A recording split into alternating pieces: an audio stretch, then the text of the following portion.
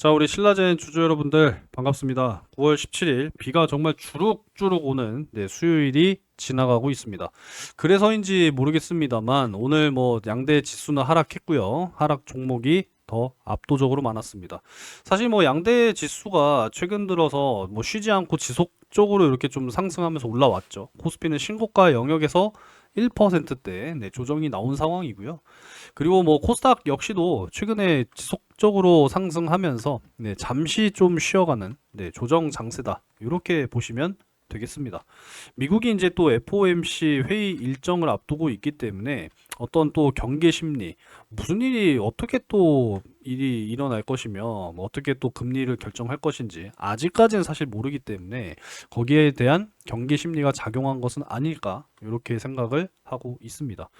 오늘은 뭐 한 두 가지 정도 그냥 간략하게 또 짚어보는 그런 시간을 가져보도록 할 테니까요. 오늘도 영상 시청하시면서 뭘 해주셔야 된다? 구독, 그리고 좋아요 많이 눌러주셔야 된다. 아시겠죠? 뭐 1초면 충분하고요. 손이 아무리 느리셔도 3초면 충분히 눌러주실 수 있습니다. 자, 일단 금리 인하 부분인데요. 지금 뭐 트럼프 대통령도 빅컷 계속 압박을 하고 있는 상황이죠.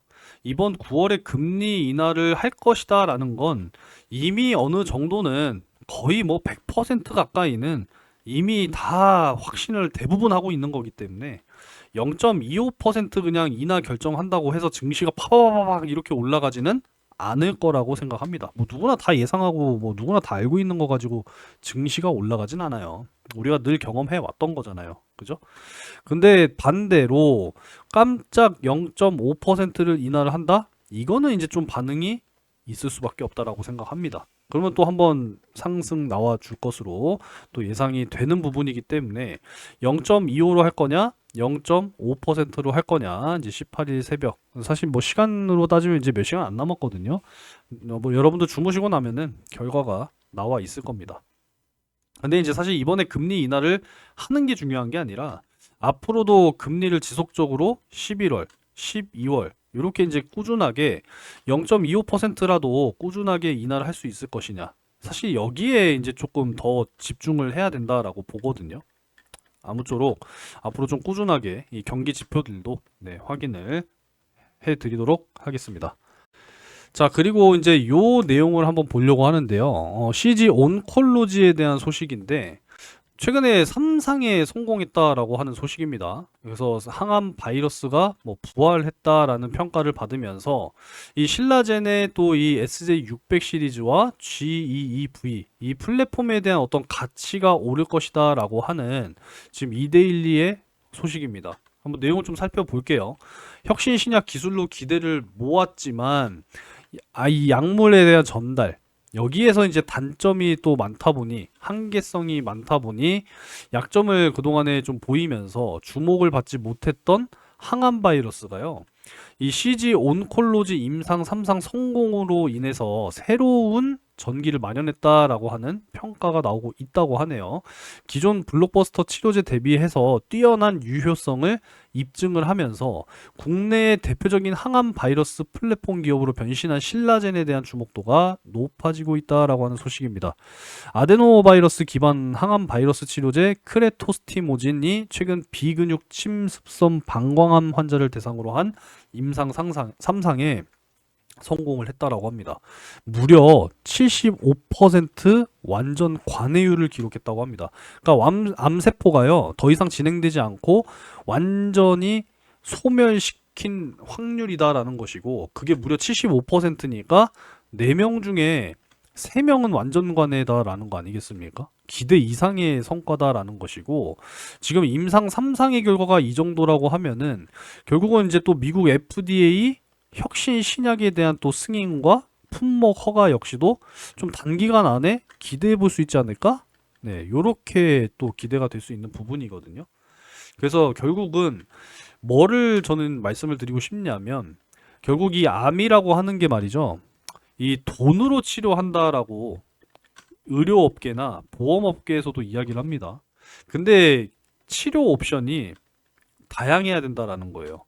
그동안에는 참 이 화학 요법으로 치료를 하다 보니까 머리도 막 빠지고 밀어야 되고 뭐 오랜 시간 입원해야 되고 주사 맞는 시간도 막 오래 걸리고 굉장히 또 환자들이 힘들어 했잖아요. 근데 이제 그런 시대는 이제 사실 이제 점점 더 지나가고 있고 지금은 이제 이 면역 항암제를 주요 치료로 이제 사용을 하고 있는 그런 상황이거든요. 근데 이제 돈이 많이 들다 보니까 그래서 여러분들도 이 보험이라는 걸 좀 잘 준비를 해 놓으셔야 되고 이 면역 항암제 대표적으로 뭐 이제 사용되는 게 키트루다, 뭐 옵디보, 티센트릭, 뭐 임핀지 뭐 여러 가지 약물들이 있죠. 근데 이제 이거를 또 충분히 또 뛰어넘을 수 있는 그런 또 다른 치료 옵션이 바로 또 이 항암 바이러스 치료제다라는 겁니다. 그만큼 그동안에는 이제 이 유효성 입증이 굉장히 좀 어려웠고 한계가 아무래도 있었다 보니 개발이 쉽지 않았는데 이번에 CG 온콜로지 임상 3상 성공으로 인해서 이제 또 혁신 신약으로도 기대가 된다라는 거죠. 이제 혁신 신약이 또 표준 치료제로 자리를 잡아야 시장 확대가 되는 부분인데 그렇지 못하면서 정말 그야말로 없어질 위기에 처했었는데 이제는 바뀌었다라는 거죠. 그래서 지금 이 신라젠의 또 병용 임상 요법에 대한 이 파이프라인, 병용 요법에 대한 임상 파이프라인이 이제 BA의 0891 이것도 이제 기대가 되고 있는 지금 이런 상황인데 지금 여기에 더해져서 항암 바이러스 파이프라인 역시도 기대가 된다라는 거죠. 그리고 여기도 내용이 떡하니 나옵니다. 그래서 신라젠은 암젠 그리고 CG 온콜로지보다 진화됐다. 글로벌 빅파마의 조기 라이센스 아웃까지도 지금 목표를 하고 있다라고 이야기하고 있습니다. 그래서 정말 이 항암 바이러스의 이 한계점을 넘어선다라고 하면은 정말 대규모 시장 진입이 무조건 가능하거든요.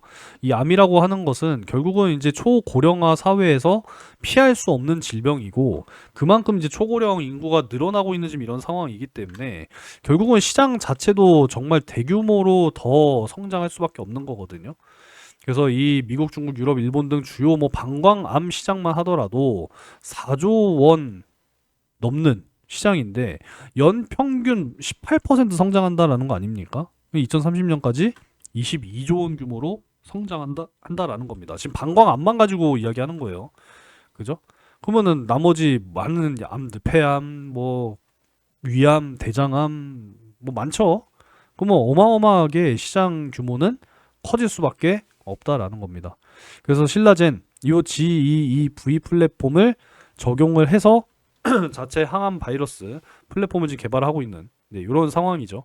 그래서 SJ600 시리즈를 현재 개발하고 있는 지금 이런 상황인데 앞으로 이제 주목해야 될 것은 정맥 투여가 가능한 항암 바이러스 치료제다라는 거죠.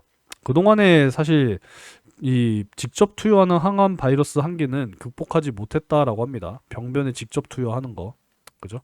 그래서 앞으로 우리가 좀 충분히 기대를 해봐야 되는 부분이고 애초에 이를 극복하기 위해서 정맥 투여 방식으로 지금 개발을 하고 있는 이런 상황이니까 앞으로 신라젠의 이 SA600 시리즈의 확장성 역시도 우리가 기대를 해야 되고 차별화된 경쟁력 역시도 기대를 해봐야 된다. 요 정도로 정리를 하면 될 것 같습니다.